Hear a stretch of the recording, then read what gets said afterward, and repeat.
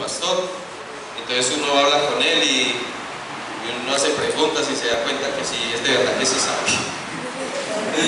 Esto se convierte en un conflicto para uno, pero bueno, lo poco que sé lo coloco al servicio del Señor y espero que sea de mucha bendición. Amén.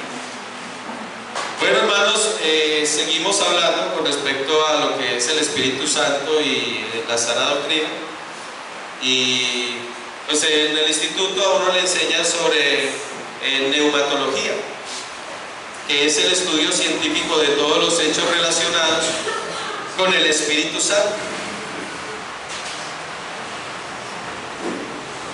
Su relación, por decir algo, uno de los ejemplos, la relación que tienen también, cómo tratan de pronto la doctrina o enseñanza de todos los seres angelicales, todo lo que es espiritual, la parte espiritual del ser humano. Y cuando digo todos los seres angelicales, eso incluye los que guardaron la dignidad y los que son caídos o que pecaron contra Dios, los que contrató el querubín protector, que después fueron desechados y que ellos ya saben el juicio que les espera.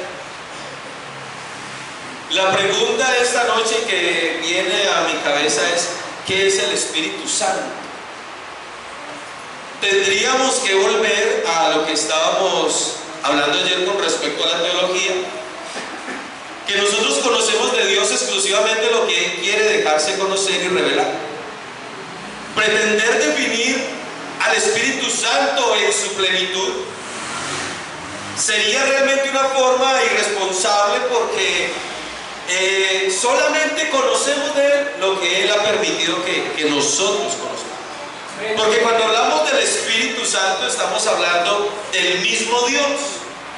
Amén, amén. Amén. ¿Crees que lo creen? Amén.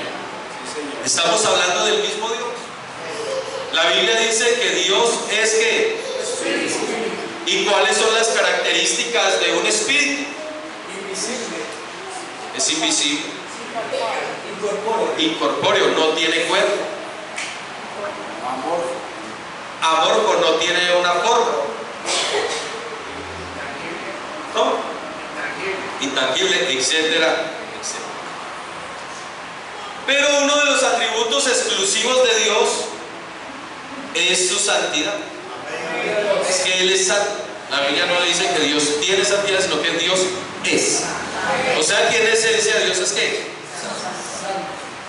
Entonces el Espíritu, que sabemos que es Dios, estoy refiriendo al Espíritu, estoy hablando de Dios. Entonces el Espíritu, por eso es el Espíritu Santo.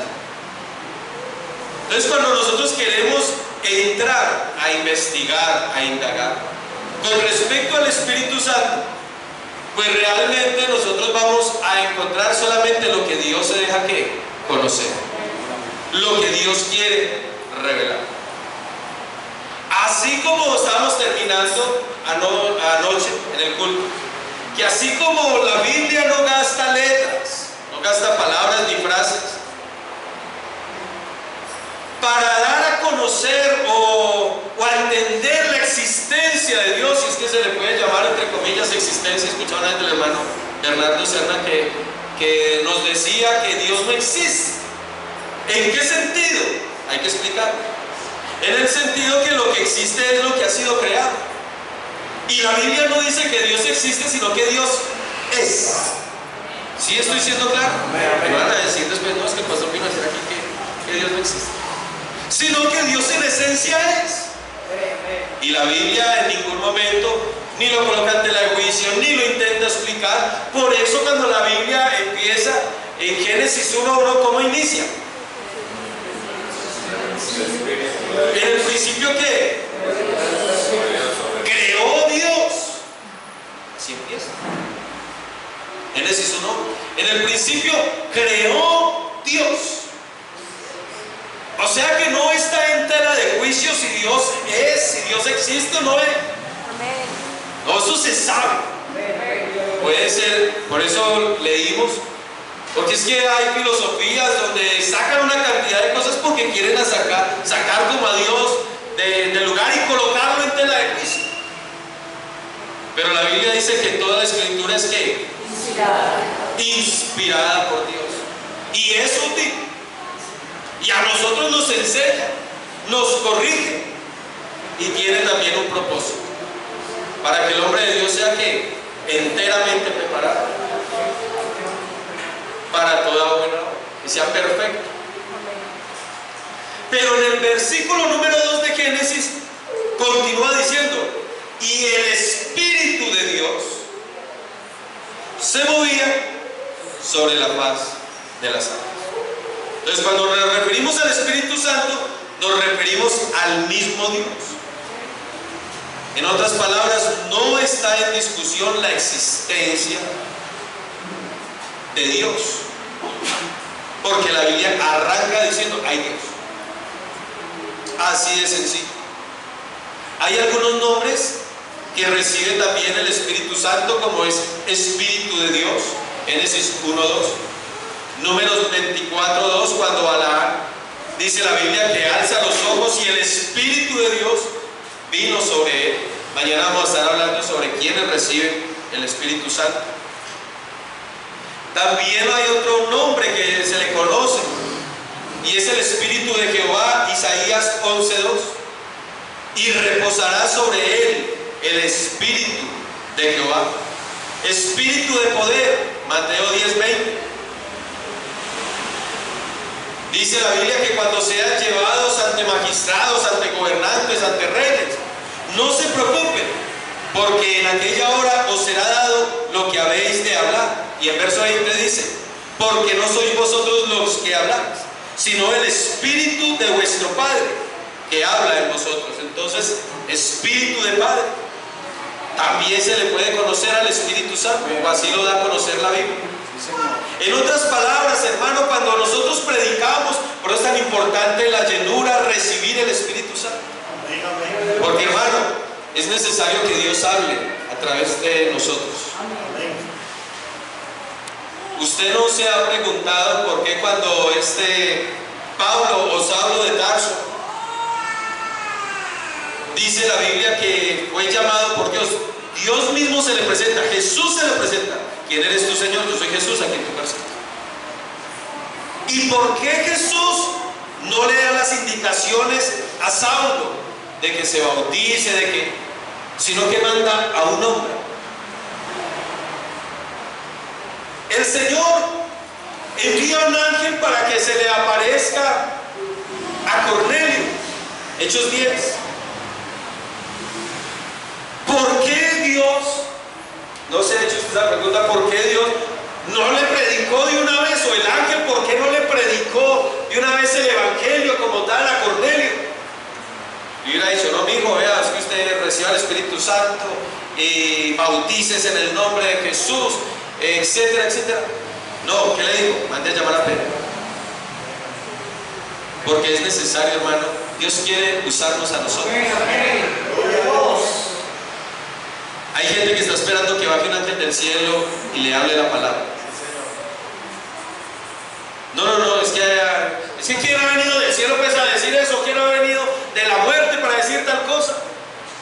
Hay gente que está esperando hoy solamente que un ángel venga y le predique el evangelio. Señor, envíele un ángel a mi mamá. Y si vive su mamá en un tercer piso, se le aparece un ángel, ella de ti. Ese trabajo nos corresponde a nosotros. Por eso nosotros tenemos que estar llenos de la unción del Espíritu Santo. Entonces hay muchos otros nombres más con los cuales podemos identificar. La Biblia dice, Jesús mismo dice: enviaré otro consolador. O sea que el Espíritu Santo para nosotros también es un consuelo. Juan capítulo 14, verso 16. Y yo rogaré al Padre y os dará otro consolador, para que esté con vosotros de vez en cuando. Él dice: para siempre.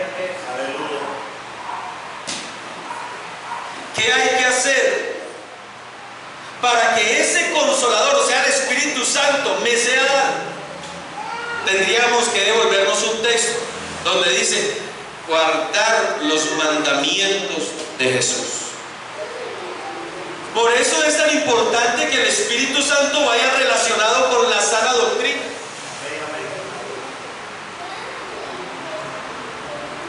hay cosas que son necesarias. Y las cosas que son necesarias, hermano, son fundamentales para nuestra vida. Le voy a hacer un ejemplo. Usted necesita el aire para vivir, ¿sí o no? Es necesario el aire. Usted necesita alimentarse, ¿sí o no? Usted necesita beber agua para vivir. Bueno, hermanos, pues para que el Espíritu Santo de ese fruto que nosotros queremos en nuestra vida y que la Biblia lo declara, es necesario que vaya acompañado de la sana doctrina. Yo conocí cuando yo me entregué el Evangelio hace aproximadamente unos 20 años,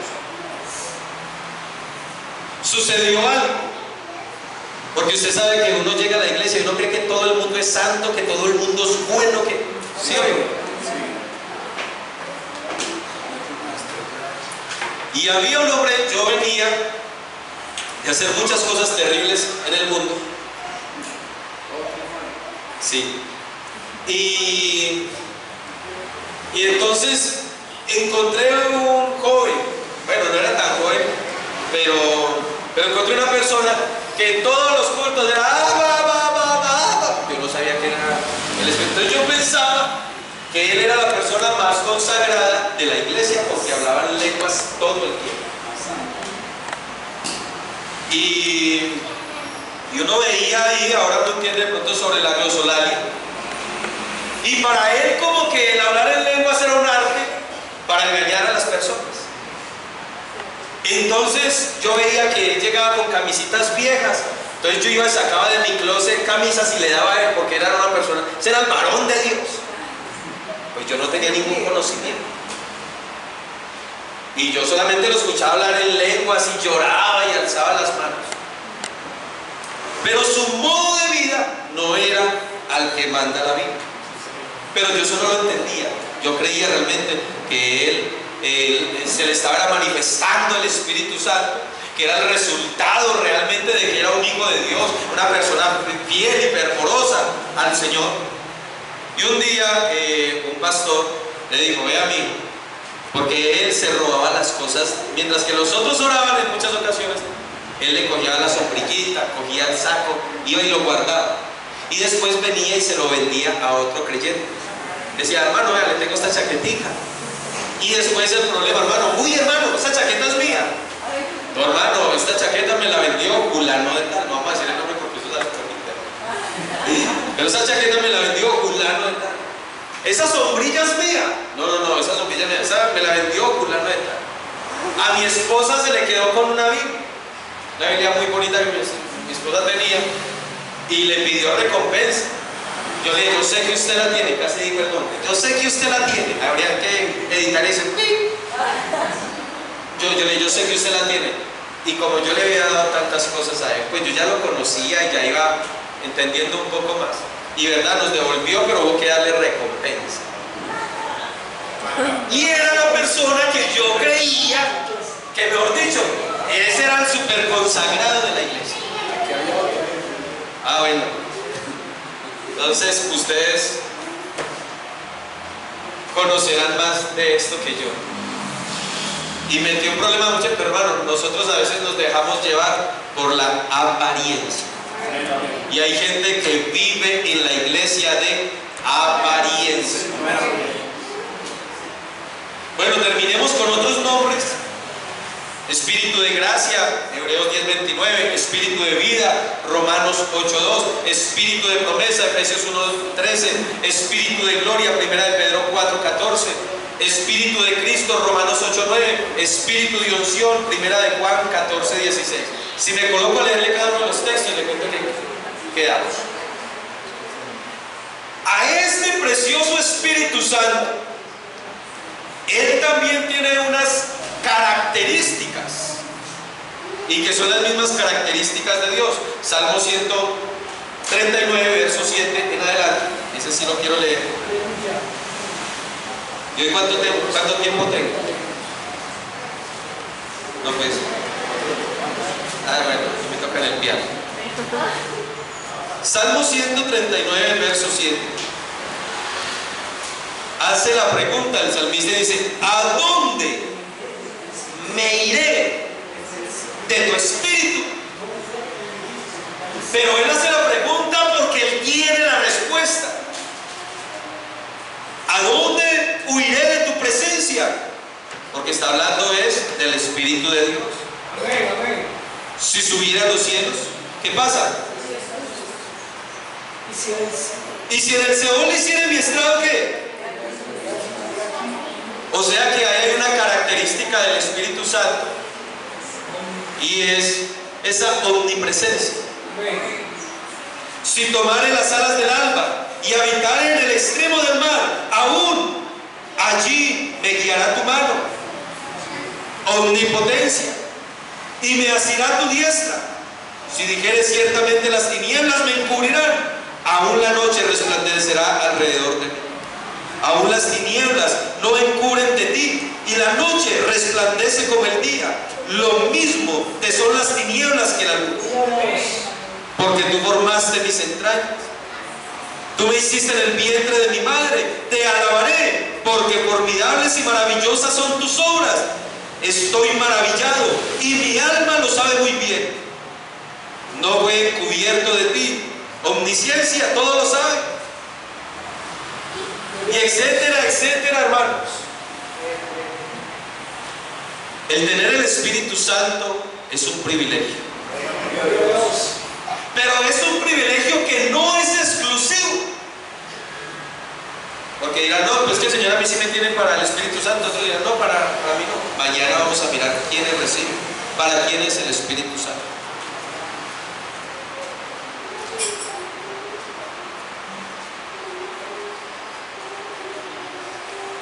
Quiero mostrar a partir de la Biblia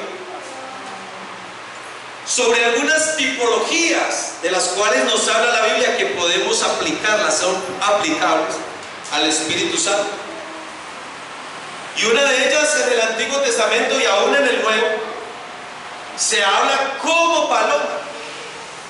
Y también podríamos mirarlo en Génesis capítulo 8, del verso 8 al 12. Porque la paloma es un animal limpio e inofensivo. Pero también nos compara al Espíritu Santo con el rocío, como un refrigerio. También como el aceite, y no me quiero centrar en el aceite porque yo sé que usted ha escuchado mucho sobre los ingredientes del aceite de la unción, que Dios mismo lo colocó, para quién era el aceite de la unción, para en qué servía, que era para consagrar, etcétera, etcétera. Yo sé eso que usted lo sabe. Pero hay algo que a mi parecer en esta noche es de realce. Y quiero enfocarme un poco sobre esa nube y ese fuego que guiaban a Israel.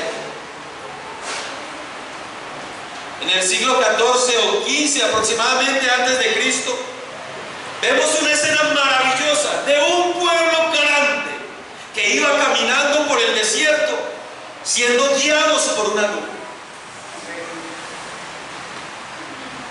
¿Y por qué me parece importante esto, hermano? Porque nosotros tenemos que aprender a depender de Dios. Entonces al pueblo le preguntaban quién es la guía, y ellos señalaban la nube, y si era de noche, pues la columna de fuego. Tenía muchas propiedades, entre ellas pues de que no los quemara el sol, en la noche que los calentara, ahuyentara también las fieras. La Biblia dice que cuando venían los enemigos, la presencia de Dios como una columna de fuego se posó sobre la parte de ellos de atrás para cuidarlos.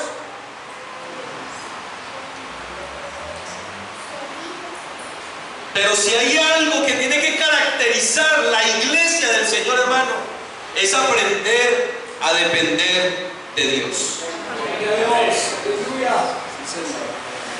Esta es una parte difícil,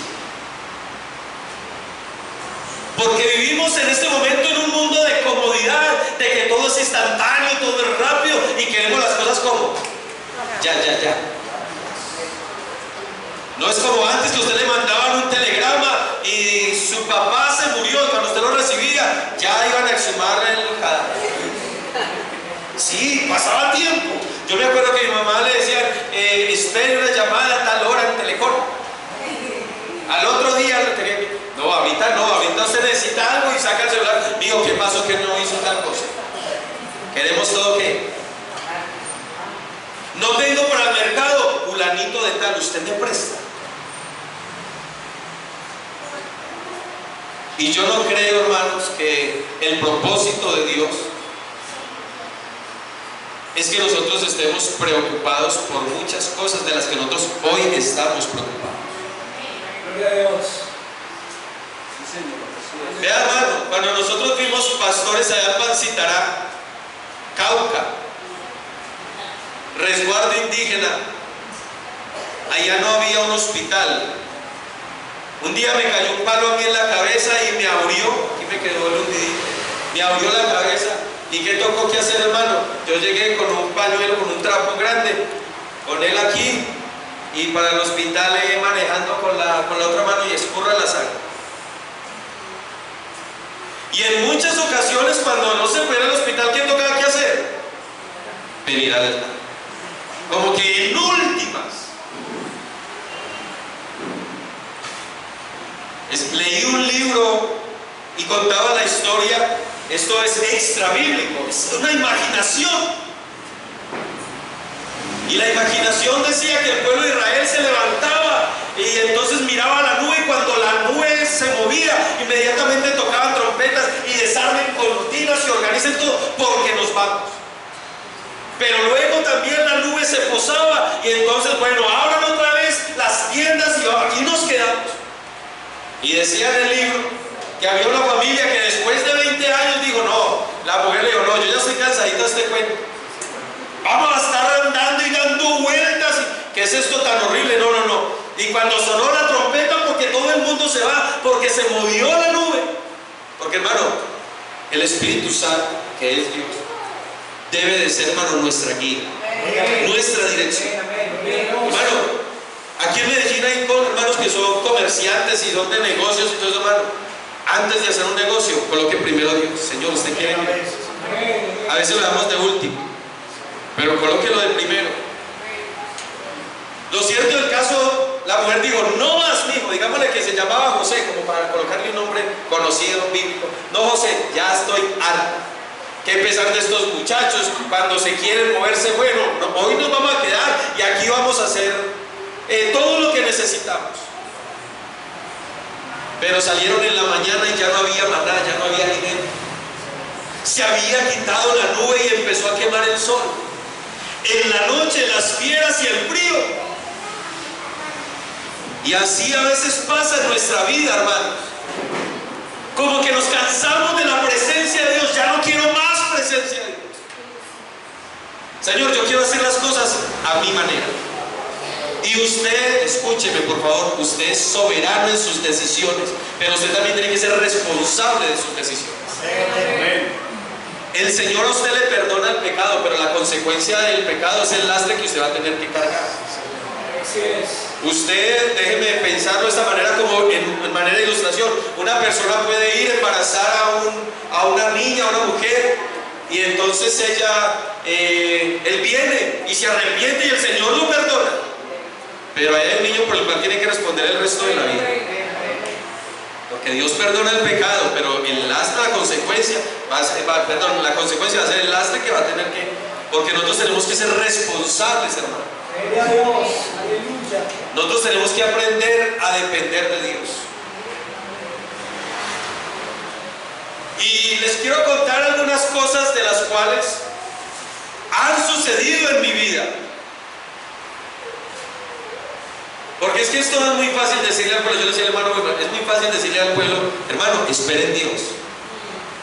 Hermano, tranquilo, no salga a pedir plata prestada para el mercado, para pagar el celular, que Dios le va a proveer. Eso es fácil decir. Pero cuando al pastor le llega, vaya, hágalo. Un día cualquiera viajamos de reunión de pastores en Popayán hacia Pancitará. Yo me fui con mi hija mayor en moto y llegamos hasta un lugar que se llama Rosas Cauca. Y yo tenía plata en la tarjeta y entonces le dije al Señor, no, ya se me estaba bajando la gasolina, mi esposa venía en bus y tenía que recibirla.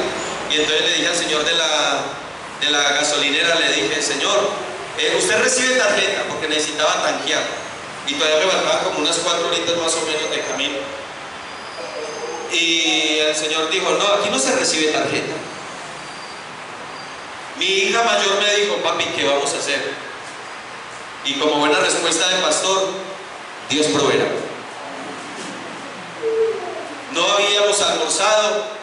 Mi esposa llegó en el bus con la niña menor, se sentaron en una mesa en un restaurante y entonces teníamos como 10,000 pesos. Compramos una sopa que en ese entonces nos pareció la sopa más cara del mundo, porque eso se fue la plata. Y la muchacha venía, si se tiene aquí el guandolo, ¿qué es el guandolo? Sí. Y la muchacha venía y repartía guandolo y tome guandolo y se destapó un aguacero. Y cuando nosotros estábamos allá había problemas de paro armado. Había momentos en que grupos al margen de la ley parqueaban una camioneta hacia un lado y la otra hacia el otro lado. Motos que venían para acá, entonces los mismos dueños, súbalas a la moto, súbalas a la camioneta. Y las que venían de acá, suban a la camioneta, paguen y se fueron. Y se estaba haciendo tarde, llevamos ya mucho rato ahí. Y ahí es donde uno tiene que colocar en práctica lo que predica y lo que uno aprende. Vean, hermanos, yo hubiera podido llamar a mi mamá, porque mi mamá, de Dios la ha bendecido, y yo sé que mi mamá de una me consigna dinero. Mal que me vaya, me dice: tenga 300,000 pesos. Pero nosotros tenemos que aprender a depender de Dios. Y empezó a llover, y ya no era solamente tanquear, cambiarle aceite a la moto y almorzar. Dios sabe que no miento, hermanos. Dios sabe que yo no miento y ni le estoy exagerando un poquito. Tal como es, así fue. Y entonces ya había que pagar también hotel y no teníamos dinero. Y yo me coloqué en esa indecisión. Bueno, ¿qué hago? ¿Dependo de Dios o llamo a mi mamá? Porque la mamá se saca el pan de la boca, mi papá hace favor. Y ella me dice: listo, mijo, ¿usted dónde está? Pero yo le dije: no, señor, mi patrón no es mi mamá, mi patrón es usted. Lo que estábamos hablando ayer, yo tengo que tener la seguridad, la certeza que si yo oro, Dios me escucha. Y me recosté y hice larga un lapo de agua y llueva y llueva. Y bueno, gracias a Dios llovió, porque mi esposa y mis hijas estaban ahí dentro del restaurante que no las fueran a sacar. Y eran los que están esperando que pare de llover. No, lo que no teníamos era plata para seguir. Y hermano, después de mucho